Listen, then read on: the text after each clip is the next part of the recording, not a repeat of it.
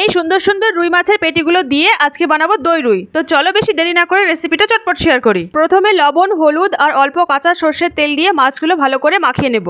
কড়াইতে সর্ষের তেল দিয়ে একে একে মাছগুলো দিয়ে উল্টিয়ে পাল্টিয়ে 4-5টা ভেজে নেব।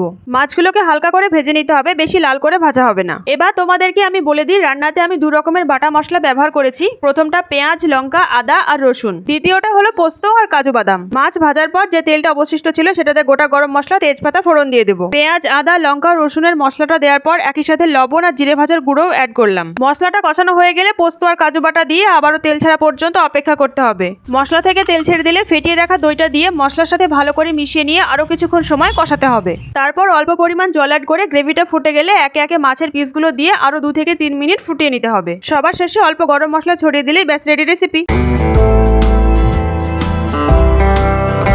ভালো লাগলে লাইক, আর তার থেকেও বেশি ভালো লাগলে সাবস্ক্রাইব অবশ্যই করবে।